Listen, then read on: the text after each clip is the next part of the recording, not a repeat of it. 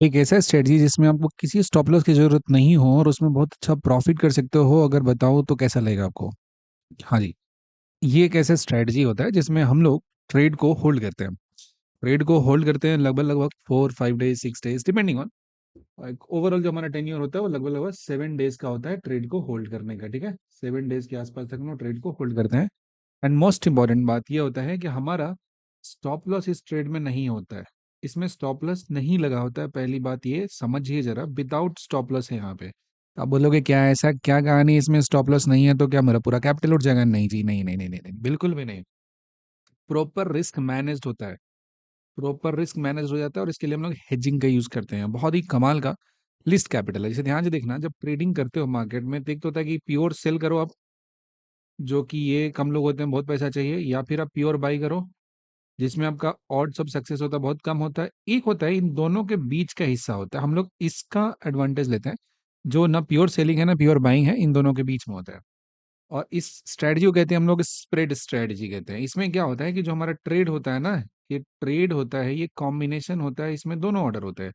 एक हमारा by order होता है और एक हमारा क्या हो जाता है, सेल ऑर्डर होता है। दोनों का दोनों इसमें एक साथ हम लोग यहाँ पे लगाते हैं। और जब इसमें बाई और सेल दोनों एक साथ हम लोग करते हैं तब यहाँ पे एक स्प्रेड क्रिएट हो जाता है और उसमें मार्केट एक सर्टेन जोन में चलेगा ना, मेरे अगेंस्ट भी चला जाए ना वो लगभग 50 60 पॉइंट 100 पॉइंट, तब भी हमारा ट्रेड बहुत ही मिनिमम लॉस में होगा। पर लोड के हिसाब से बात करेंगे तो 500 800 के आसपास में, यस इतना ही होता है।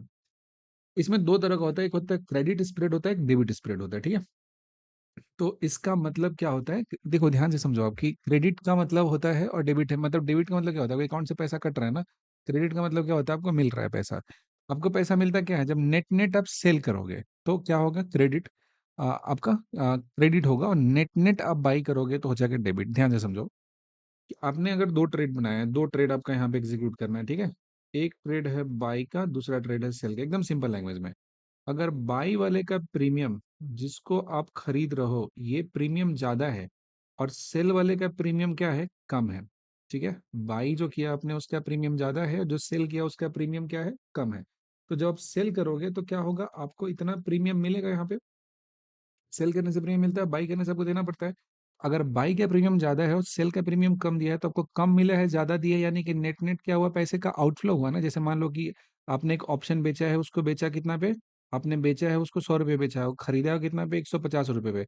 तो 100 रुपये बेचा तो 100 रुपये आपको मिला, 150 में खरीदा तो 150 आपको देना है। तो नेट आपने कितना दिया, नेट अपने 50 दिया ना, तो ये आपका क्या हुआ, डेबिट हुआ, यहाँ से आपका नेट पैसा जा रहा है। ठीक है, और दूसरा क्रेडिट स्प्रेड में बात करोगे तो इसका उल्टा हो जाएगा। इसमें क्या हो जाता है कि जो हम सेल करते हैं, मान लो कि सेल किया हमने 200 का ऑप्शन और खरीदा कितना, 100 का ऑप्शन खरीदा। ठीक है, तो 200 का सेल किया तो हमको 200 मिला, और 100 वाले का खरीदा हमने तो 100 हमको देना पड़ा। तो इसकी वजह से क्या हुआ, नेट नेट मेरे पास कितना आ गया, 100 रुपये। ये पैसा क्या हुआ, मेरे पास क्रेडिट हुआ। ये इसको सिंपल लैंग्वेज में समझिए, इतना ही बात होता है। बाकी तो इसमें जो भी टेक्निकल होते हैं, बाकी सारी बात होती है, इतना ही होता है। बहुत ही सिंपल टाइप का ये लॉजिक चलता है। ठीक है, कुछ खास नहीं होता है। एक सिंपल सा हमने ट्रेड यहाँ पे प्लान किया था, एग्जीक्यूट किया था। और इस ट्रेड की आप बात करोगे तो ये ट्रेड कॉम्बिनेशन था। इसमें अगर बात करोगे तब देखना जरा, ये हमने क्या किया था, ये ट्रेड एग्जीक्यूट हुआ था 27 तारीख का, और इस ट्रेड को आज हमने कंक्लूड किया है 6 नवंबर को। बीच में जो भी 2 3 दिन का छुट्टी वुट्टी आया था, 3 दिन चला गया था। तो ये इसका टेन्योर है, इतना बीच में रहा है। अब देखोगे कि तो इसमें मेरा जो प्रोटेक्शन था उसमें कितने पैसे गए हैं, लगभग लगभग 708 रुपये के आसपास, और प्रॉफिट कितना आ गया, 14,000 के आसपास में आ गया। जरा सोचो कि आप कोई भी स्टॉप लॉस लगाते हैं यहाँ पे तो आपका इससे बहुत ज्यादा पैसा उड़ा के आपका ले जाता है, कहानी खत्म कर देता है यहाँ पे। ये सब होता है कि इस पूरे स्प्रेड को हम किस तरीके से यहाँ पे अरेंज करते हैं, किस तरीके से इसको होल्ड करते हैं, आगे की तरफ चलते हैं, इसी पे ये बेस्ड होता है। तो 14,000 का नेट प्रॉफिट 7,000 गया तो रफली मान लो 13,000 रुपये आता है। और इसमें जो कैपिटल यूज था ना इसके यूज करने के लिए, कुछ वो 50 52 हज़ार के आसपास में, 50 52 के आसपास में ये टोटल इसमें यूज हुआ था। अब इसमें ध्यान से देखना, सुबह सुबह 9:56 पे हमने ट्रेड को ट्रिगर किया था, और आज देखोगे मार्केट क्लोज होने से ठीक 1 मिनट पहले 3:29 पे हमने ये ट्रेड को एग्जीक्यूट किया, एकदम खत्म ही होने वाला था। तो यहाँ पे इसको क्लोज कर दिया था। क्लियर है? तो इसमें ध्यान से समझेंगे, जो अब जब हमने यहाँ पे जो जिसको हमने सेल किया है, ये इसमें सेल कर रहे हैं हम लोग किसका, ये हम सेल कर रहे हैं लोअर प्रीमियम। जो हमारा सेल का प्रीमियम वो कितना हो रहा है, ये लगभग 69 के आसपास है। और जो हमने बाई किया, यहाँ पे देखिएगा बाई ऑर्डर किया, वो कैसा हो जा रहा है, बाई के लिए हमने लिया है पूरा का पूरा 165 रुपये का यहाँ पे प्रीमियम है। ये जो पूरा ट्रेड था इसमें मैक्सिमम लॉस था कुछ 7,000 के आसपास में जाता और मैक्सिमम प्रॉफिट था 22K के आसपास में। क्लियर है?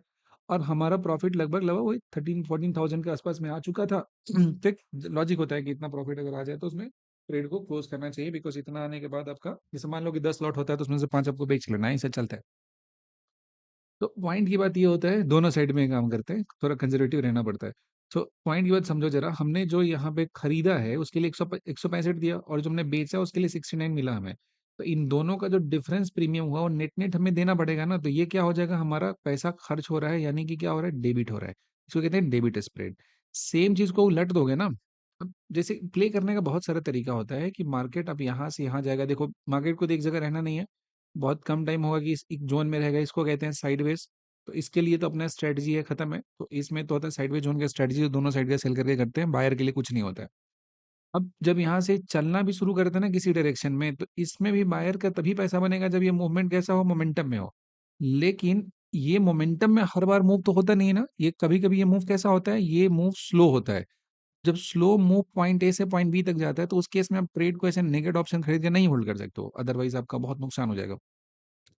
तो मान लो कि आपका टेक्निकल कहता है कि निफ्टी है यहाँ पे, मान लो कि 26,000 का जो भी लोकेशन इसका चल रहा था वहां से चल के लगभग लगभग ये आपका 25-500 तक जाने वाला है। तो 500 पॉइंट तक जाने वाला है, बट यू डोंट नो कि एक दिन में जाएगा कि 2 दिन में जाएगा, लेकिन आपको पता है कि 6-7 दिन के अंदर में तो ऐसा जा सकता है। अगर आप नेकेड ऑप्शन खरीदोगे तो हो सकता है कुछ भी प्रॉफिट नहीं हो आपका, but you your analysis says that कि इतना ऐसा होने वाला है, देन उस केस में हम लोग यहाँ पे प्ले कर सकते हैं दो तरीके से, क्रेडिट स्प्रेड से डेबिट स्प्रेड से। अब दोनों में कहानी ये होता है कि प्रोबेबिलिटी ऑफ जो प्रॉफिट होता है ना, पीओपी जिसको कहते हैं, इसी का सारा सीन होता है कि जब अगर आप यूज करते हो यहाँ पे डेबिट स्प्रेड यूज करते हो ना, तो इसमें जो प्रोबेबिलिटी ऑफ विनिंग होता है थोड़ा कम हो जाता है। लेकिन आप क्रेडिट स्प्रेड आप यूज करते होगे तो इसमें जो प्रोबेबिलिटी ऑफ सक्सेस होता है वो ज्यादा होता है।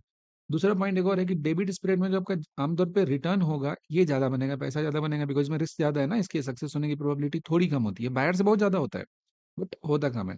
लेकिन वहीं क्रेडिट स्प्रेड में आप चले जाओगे, यहाँ पे आपने क्या किया, हायर ऑप्शन को सेल किया, लोअर वाले को बाई किया आपने।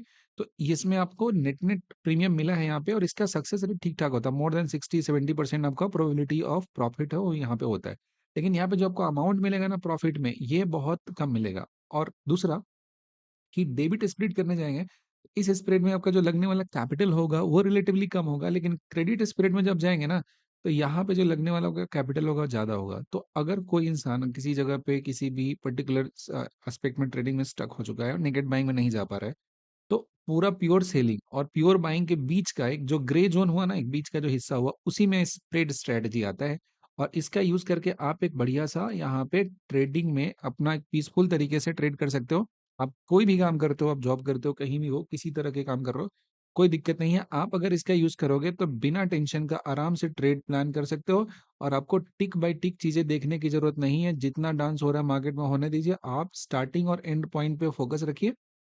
और इन जगहों पे जब आपका प्राइस पहुंचता है तो यहीं से एंट्री कीजिए और यहीं से प्रॉफिट बुक कीजिए। और ट्रेड को होल्ड करना होता है, उसमें आपका एक सर्टेन पीरियड होता है, होल्ड करना होता है।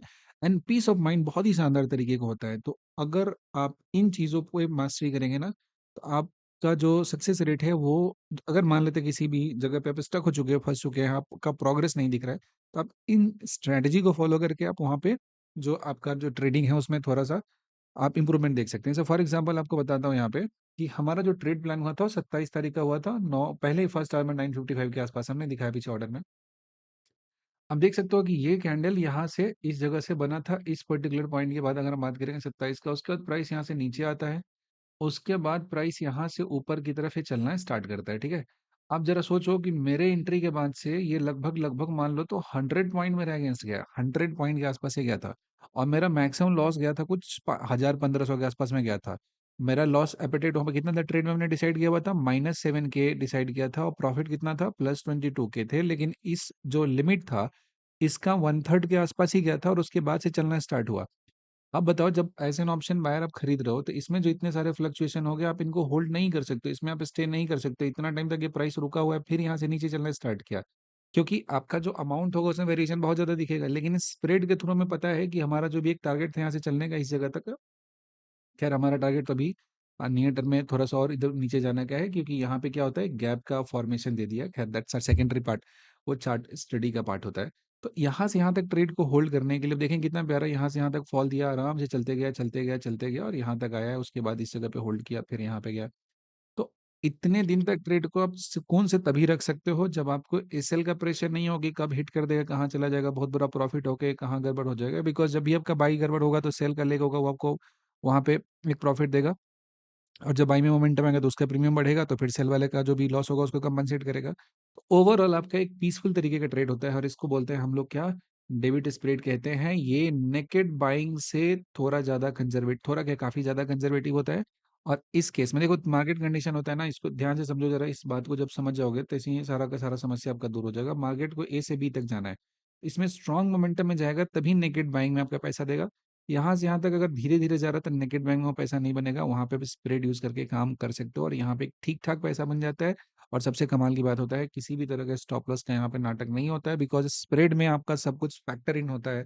सोचो अगर इन चीज़ों को फॉलो करोगे तो आपका ट्रेडिंग कितना शानदार तरीके का हो जाएगा। तो उम्मीद करते हैं ये पॉइंट्स आपको काफ़ी ज़्यादा इनसाइट दिया होगा और ऐसे अगर फॉलो करेंगे तो अपने ट्रेडिंग को थोड़ा डिसिप्लिन और थोड़ा लेस स्ट्रेसफुल उसको आप बना सकते हैं। यहाँ तक देखने के लिए धन्यवाद।